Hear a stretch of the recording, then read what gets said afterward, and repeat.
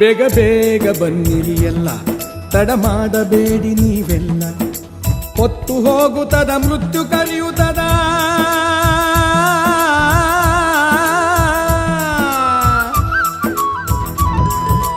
ಹೊತ್ತು ಹೋಗುತ್ತದ ಮೃತ್ಯು ಕರೆಯುತ್ತದ, ಮತ್ತೆ ಬರುವುದು ಇಲ್ಲೋ ಈ ಜೀವ. ತಂದಾನು ತಾನು ತಂದಾನ ಭವರೋಗಕ್ಕೆ ಬೇರು ತಂದಾನ, ತಂದಾನು ತಾನು ತಂದಾನ ಭವರೋಗಕ್ಕೆ ಬೇರು ತಂದಾನ. ಯೋಗಿ ಬಂದಾನ, ಶಿವಯೋಗಿ ಬಂದಾನ, ಬಂದಾನ ಬಂದಾನ ಬಂದಾನ. ಅಥಣಿ ಶಿವಯೋಗೀಶ್ವರ ಚರಿತ್ರೆಯ ಭಾಗ 2. ಆತನಿಗೆ ಅನುರೂಪಳಾದ ನೀಲಂಬನೆಂಬ ಹೆಂಡತಿಯು ಸೌಭಾಗ್ಯದಿಂದ ಲಕ್ಷ್ಮಿಯನ್ನು, ಸೌಂದರ್ಯದಿಂದ ರತಿದೇವಿಯನ್ನು, ಜಾಣ್ಮೆಯಿಂದ ಸರಸ್ವತಿಯನ್ನು ಧಿಕ್ಕರಿಸುತ್ತಾ ಅನುಸೂಯೆ, ಸಾವಿತ್ರಿ, ಅರುಂಧತಿಯರಂತೆ ಪತಿವ್ರತೆ ಎನಿಸಿ ಇದ್ದಳು.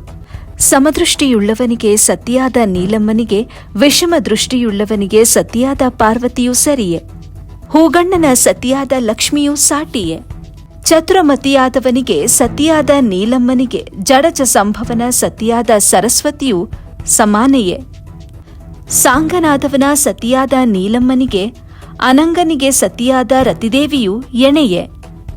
ಶಾಪದಿಂದ ಮೈಗಣ್ಣನಾದ ಇಂದ್ರನ ಸತಿಯಾದ ಶಚಿಯು ಸಮವೇ. ಅನೇಕ ರಾಜರಿಗೆ ಸತಿಯಾದ ಭೂದೇವಿಯು ಏಕಪತಿ ವ್ರತಪಾರಣೆಯಾದ ನೀಲಮ್ಮನನ್ನ ಹೋಲುವಳೆ. ಆಕೆಯು ನಿಷ್ಕಾರಣವಾಗಿ ನೆರೆಮನೆಗೆ ಹೋಗುವುದನ್ನ ದ್ವೀಪಾಂತರ ವಾಸವೆಂದು ಅರಿತಿದ್ದಳು. ಕಾರಣವಿಲ್ಲದೆ ಮನೆಯ ಮುಂಗಡೆ ನಿಲ್ಲುವುದನ್ನ ಸರ್ಪನ ಹೆಡೆಯ ಮೇಲೆ ಹೆಜ್ಜೆಯನ್ನಿಡುವಂತೆ ಭಾವಿಸಿದ್ದಳು. ಪರಪುರುಷನ ಮುಖದರ್ಶನವನ್ನ ವಿನಾಯಕ ಚತುರ್ಥಿ ಚಂದ್ರನೆಂದು ಪರಿಹರಿಸಿದ್ದಳು.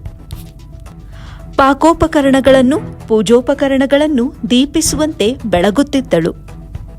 ಸ್ನಾನದಿಂದ ಶುಚಿಯಾಗಿಯೇ ಪಾಕ ಪ್ರಯತ್ನವನ್ನು, ಪತಿಯ ಪೂಜಾ ಸನ್ನಾಹಗಳನ್ನು ಸಿದ್ಧಪಡಿಸುತ್ತಿದ್ದಳು. ಗೃಹಕೃತ್ಯಕ್ಕೆ ಬೇಕಾದ ಧನ, ಧಾನ್ಯ ಮುಂತಾದ ಸಕಲ ಸಂಭಾರಗಳನ್ನು ಗೋಪನ ಮಾಡುತ್ತಿದ್ದಳು. ಯಾವ ಕಾಲದಲ್ಲಿಯೂ ಯಾವ ಕಾರ್ಯದಲ್ಲಿಯೂ ಪತಿಯ ಅನುಮತಿಯಂತೆ ನಡೆಯುತ್ತಿದ್ದಳು.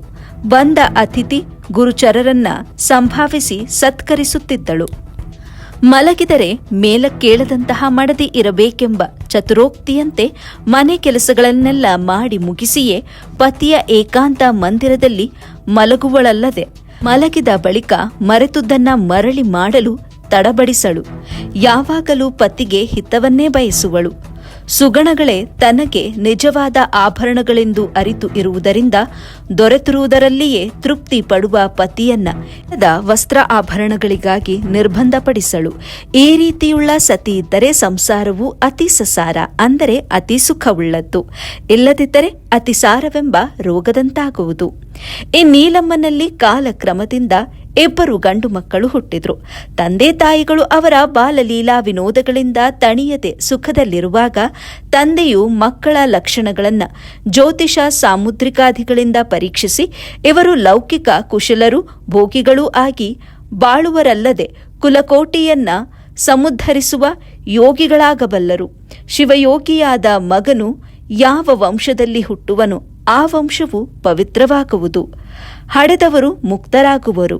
ಹುಟ್ಟಿದ ದೇಶವು ದರ್ಶನಾದಿಗಳಿಂದ ಕೃತಕೃತ್ಯವಾಗುವುದು.